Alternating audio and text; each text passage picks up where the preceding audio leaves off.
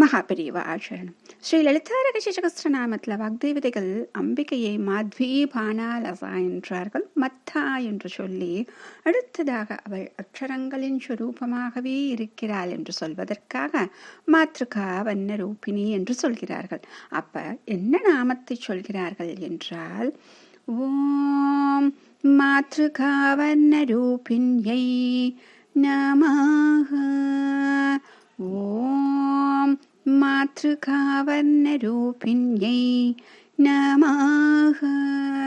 இந்த மாத்ருகா வர்ணம் அப்படின்னு சொன்ன உடனேயே நம்ம முதல்ல பார்த்தமே நாமங்கள் பரா, வைகரி, மத்தியமா அப்படின்னு அந்த நாமங்களை பார்த்து நமக்கு இந்த அக்ஷரங்கள் தான் சப்தங்களாக வெளியே வருகிறது. அந்த சப்தங்களாக வெளியே வருவது அவளுடைய சக்தியின் சுரூபம்தான். அந்த சப்தங்கள் வருவதற்கே அவளுடைய கிருபா கடாட்சம் இருந்தால்தான் முடியும்.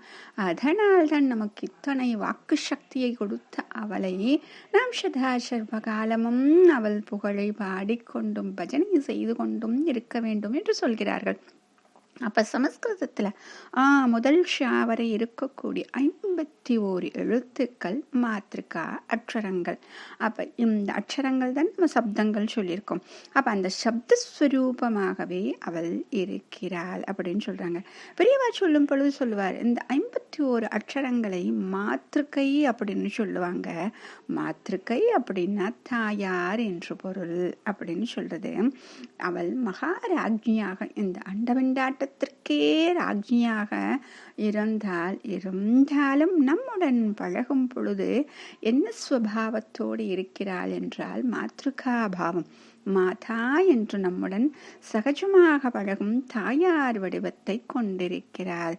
காளிதாசர் அழகா சொல்லுவார் சியாமலா தண்டகத்துல, சர்வ வர்ணாத்மிகே அப்படின்னு. சப்தத்திலையும் அப்படிதான் சொல்லுவாங்க. சப்த பிரபஞ்சத்திற்கு இந்த அட்சமாலை அப்படின்னு சொல்லி, இந்த அட்சமாலை அப்படிங்கிறது என்ன அப்படின்னா 51 அக்ஷரங்கள். ஒவ்வொரு அக்ஷரங்களுக்கும் ஒரு மணிகளாக 51 மணிகளை கோர்த்து அவளுக்கு அணிவிக்கிறார்கள் அப்படின்னு.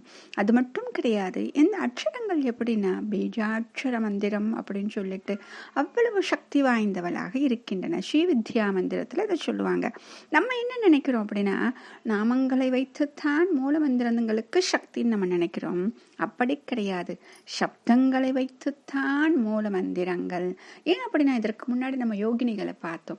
ஒவ்வொரு யோகினிகளை சொல்லும் பொழுதும் ஒவ்வொரு சக்கரங்கள், அந்த சக்கரங்களில் சுற்றி வர பரிவார தேவதைகள், அதற்கு அக்ஷரங்கள் அப்படின்னு அந்த ஒரு கூட்டமான அக்ஷரங்கள் நம்ம பார்த்தோம் இல்லையா? அது எல்லாமே இந்த அக்ஷரமாலை தான் நம்ம சொல்றோம். இப்ப சொல்லும் பொழுது ஒவ்வொரு சக்கரத்திற்கும் ஒரு வர்ணத்தையும் நம்ம சொன்னோம். விசுத்தி சக்கரம்னா புகை நிறம், அதை சுற்றி 16 அக்ஷரங்கள். அப்ப என்னாகும்? அது அனைத்திற்குமே அதா வர்ணம் தான். அநாகதம் சிந்தூர நிறம், மணிப்பூரகம் வெண்மை நிறம்.